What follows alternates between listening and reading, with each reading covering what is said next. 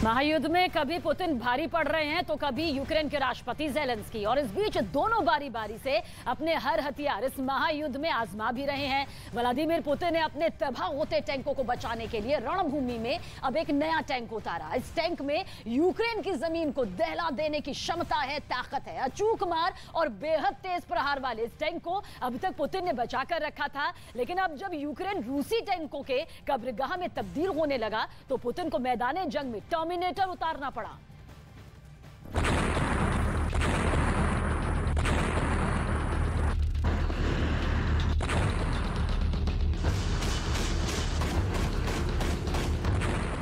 Ukraine को झुलसाने वाला रूस का नया हथियार।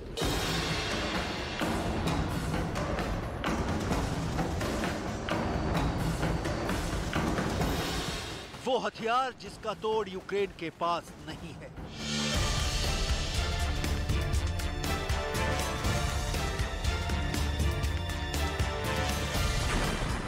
ऐसा टैंक जिसका इस्तेमाल यूक्रेन में अब तक नहीं हुआ।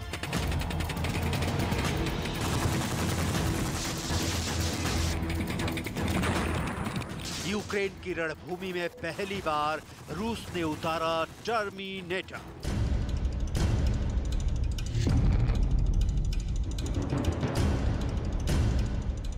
डॉनबॉस इलाके में पहली बार दिखा टर्मिनेटर। रूस के पास एक से बढ़कर एक टैंक है, लेकिन जिस पैमाने पर यूक्रेन रूसी टैंकों को तबाह कर रहा है वो पुतिन के लिए चिंता का सबब बन गया है।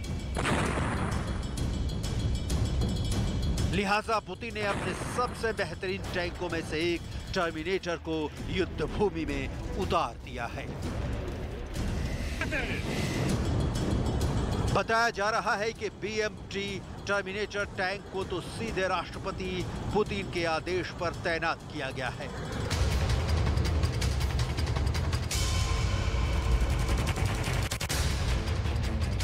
यूक्रेनी सेना ने ब्रिटेन और अमेरिका से मिली एंटी टैंक मिसाइलों की मदद से रूस के सैकड़ों T-90M और T-72 मुख्य युद्धक टैंकों को बर्बाद किया है। ऐसे में टर्मिनेटर टैंकों की तैनाती को काफी अहम माना जा रहा है। टर्मिनेटर टैंक के तैनाती की जानकारी हाल ही में सोशल मीडिया में वायरल हुए एक वीडियो के जरिए मिली है। यूक्रेनी सेना के मुताबिक रूस ने डॉनबॉस क्षेत्र में टर्मिनेटर टैंकों की एक प्लाटून तैनात किया है। इसे लुहांस्क क्षेत्र में सेवेरोदोनेत्स्क के पास देखा गया है। इस टैंक को डॉनबॉस के शहरी क्षेत्रों में लड़ने वाली पैदल सेना की यूनिटों को मदद करने के लिए डिजाइन किया गया है। Terminator tank grenade launcher, anti tank system और छोटे हथियारों से लैस है। टर्मिनेटर टैंकों की पहली खेप को पिछले साल दिसंबर में यूराल टैंक डिवीजन भेजा गया था। यहां इस हथियार के परिचालन, मूल्यांकन और ट्रेनिंग कराई गई। परीक्षण के दौरान इस टैंक ने कई कीर्तिमान स्थापित किए। सीरिया और इराक में भी मिशन के दौरान टर्मिनेटर टैंक ने गजब की ताकत दिखाई थी।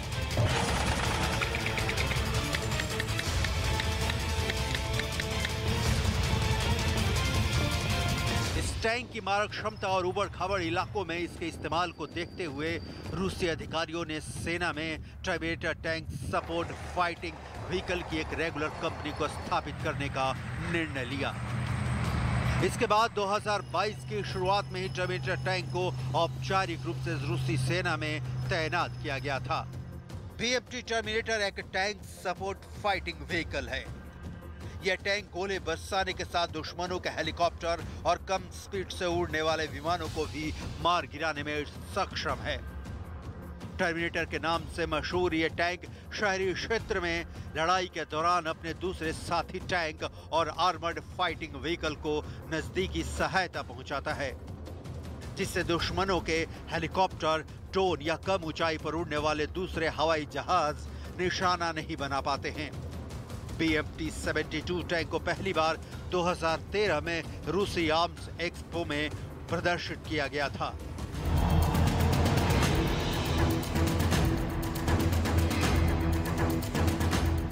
टर्मिनेटर को आखिरकार पुतिन ने इतनी देर से उतारने का फैसला क्यों किया, इसकी पूरी डिटेल आपको बताएंगे, लेकिन उसके पहले ये जानना बहुत जरूरी है कि इस टैंक में लगे हुए हथियार कौन कौन से हैं जिन्हें लेकर कहा जा रहा है कि ये अचूक हैं और दूसरी रूसी टैंकों की तरह ज़ेलेंस्की की फौज इसे तबाह नहीं कर सकेगी। टर्मिनेटर टैंक के प्रमुख हथियारों में 130 mm की एटाका 30 missile launcher, 2 30 millimetre 2A42 auto तोप शामिल हैं, जबकि इस टैंक के दूसरे हथियारों में 2 30 मिमी AG-17D ग्रेनेड लॉन्चर और 7.62 मिलीमीटर PKTM मशीन गन है। इस टैंक को रूस की प्रसिद्ध T-72 मैन बैटल टैंक के चेसिस पर बनाया गया है।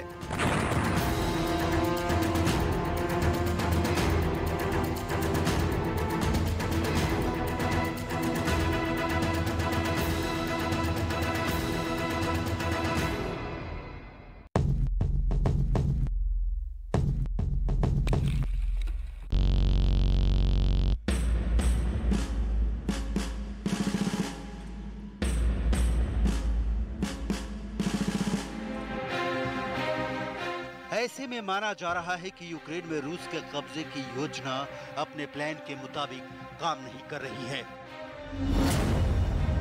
यूक्रेन में अब तक रूस के 873 टैंक बर्बाद हो चुके हैं। इसमें सबसे ज्यादा संख्या रूस के T-72 टैंकों की है। T-72 टैंक को शीत युद्ध के दौरान तत्कालीन सोवियत संघ के इंजीनियरों ने बनाया था। इस टैंक को रूस के दुश्मनों, खासकर अमेरिका के खिलाफ निर्णायक रूप से प्रहार के लिए बनाया गया था। T-72 टैंक के 2000 से ज्यादा यूनिट आज भी रूसी सेना में तैनात हैं। युद्ध के मैदान से आ रही तस्वीरों से पता चलता है कि रूसी टैंक तकनीकी समस्या से ग्रस्त हैं, जिनके बारे में पश्चिमी देश बहुत पहले से जानते हैं।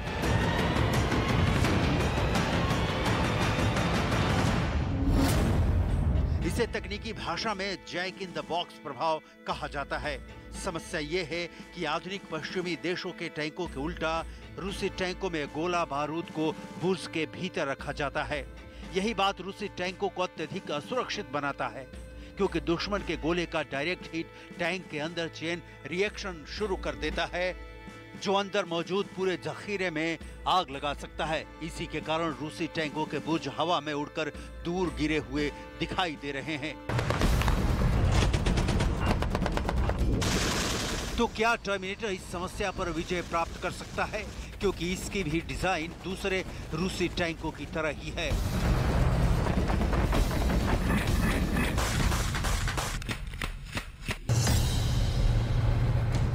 रैंड कॉर्पोरेशन और international institute for strategic studies यानी IISS के मुताबिक यूक्रेन में जब लड़ाई शुरू हुई तो रूस के करीब 2700 लड़ाकू टैंक तैनात किए गए थे, लेकिन देखते ही देखते इन टैंकों को अमेरिकी जेवलिन से यूक्रेनी सेना ने तबाह करना शुरू किया और आज पूरे यूक्रेन में रूसी टैंकों का मलबा बिखरा पड़ा है। टैंकों के मामले में रूस दुनिया का नंबर 1 देश है। रूस के पास कुल 12,420 से ज्यादा टैंक हैं, जबकि यूक्रेन के पास 2,596 टैंक्स ही हैं और ये पूरी दुनिया में 13वें स्थान पर आता है। बख्तरबंद वाहन की बात करें तो रूस पूरी दुनिया में 3रे स्थान पर है, जबकि यूक्रेन 6ठे स्थान पर है। यानी यूक्रेन रूस के सामने टैंकों के मामले में कहीं नहीं टिकता। रूस के पास T-14 आर्माटा बैटल टैंक है। JSC Uran 9 unmanned ground combat vehicle है। T-99 Armata multi role track armoured vehicle concept है। 2S-25 self propelled tank destroyer है। BMD-4 light infantry fighting vehicle है। T-90 बैटल टैंक है। ये सिर्फ कुछ टैंकों की लिस्ट है जो रणभूमि में पुतिन के दुश्मन के छक्के छुड़ा सकती है, लेकिन पुतिन ने पूरे तौर पर यूक्रेन में इसका इस्तेमाल अभी नहीं किया है। और इधर यूक्रेन की सेना पुतिन के टैंकों को तबाह कर रही है, तो हो सकता है कि पुतिन इन बेहतरीन टैंकों का इस्तेमाल भी करे। टैंकों से इतर अब बात चलती यूक्रेन की करें तो पुतिन की पूरी नजर अब डॉनबास के पूर्वी इलाके पर टिकी है, इसलिए यहीं टर्मिनेटर टैंक भी दिख रहे हैं। पुतिन का लक्ष्य है कि जितनी जल्दी हो सके इस इलाके पर कब्जा हो सके, क्योंकि ओडेसा और मारियोपोल को ध्वस्त करने के बाद डॉनबास क्षेत्र पर कब्जा होते ही पुतिन यूक्रेन के 60% से ज्यादा इलाकों पर कब्जा कर चुके होंगे। हालांकि ये इतना आसान नहीं है, क्योंकि यूक्रेन की सेना का अब तक का ट्रैक रिकॉर्ड बता रहा है कि अमेरिका और यूरोप से मिल रहे हथियारों के दम पर वो आखिरी सांस तक लड़ेंगे। На Донбасі ситуація надзвичайно важка. Як і в попередні дні, російська армія намагається наступати на Слов'янськ і Сєвєродонецьк. Збройні сили України стримують цей наступ кожен день, який наші захисники і захисниці відбивають у цих наступальних планів Росії, зриваючи їх, є конкретним внеском у наближення головного дня, бажаного дня, який всі ми так чекаємо і за який боремось, дня перемоги.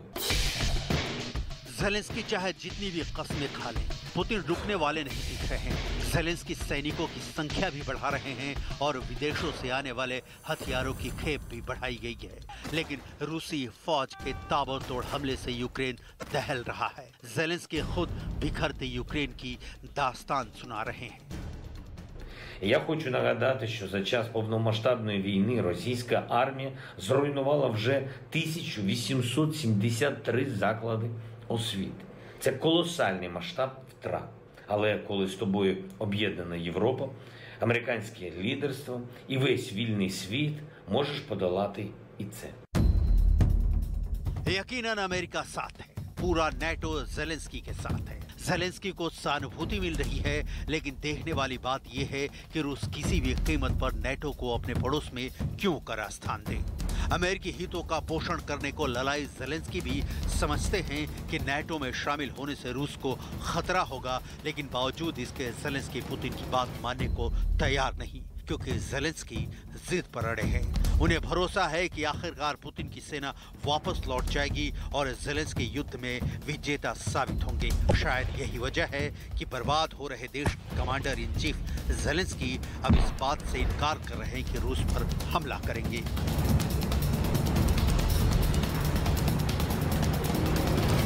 Бояться, що Україна буде якимось чином наступати на Російську Федерацію.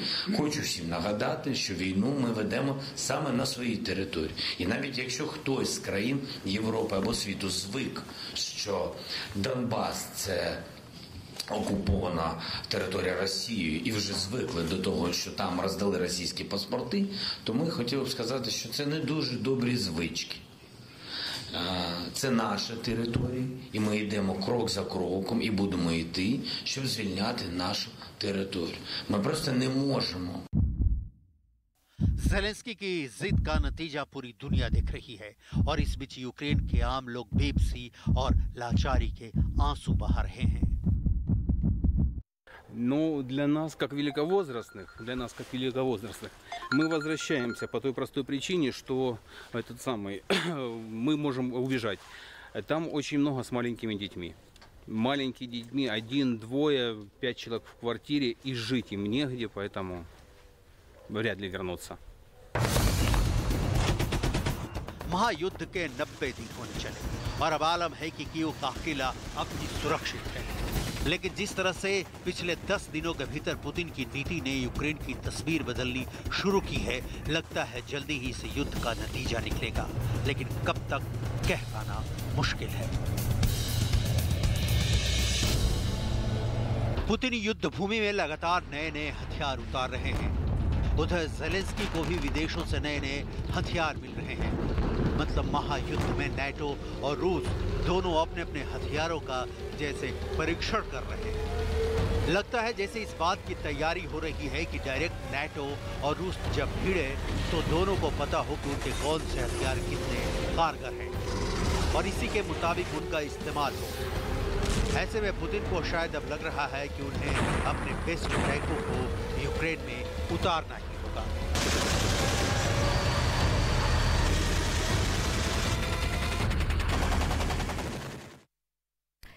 कोई भी युद्ध सिर्फ और सिर्फ विनाश की कहानी लिखता है। यूक्रेन पर रूस को हमला किए 87 दिन यहां पर बीत चुके हैं और सोचिए किस तरह के हालात यहां पर दिन ब दिन बिगड़ते जा रहे हैं। लेकिन अभी तक रूस पूरी तरह से कामयाब नहीं हो पाया है। कब्जा करने की तो बात दूर तक नजर आती है, उल्टे रूस को ही कई मोर्चे पर मुंह की खानी पड़ी। और अब इस युद्ध में एक बहुत बड़ा बदलाव होने वाला है। ध्यान से सुनिए किस बदलाव का जिक्र यहां पर हम कर रहे हैं। दरअसल यूक्रेन के एक अखबार के दावे के मुताबिक अब इस महायुद्ध महाजंग में रक्षा करने वाला यूक्रेन अब रूस पर हमला करने की प्लानिंग कर रहा है। कैसे, इस रिपोर्ट के जरिए आप समझिए।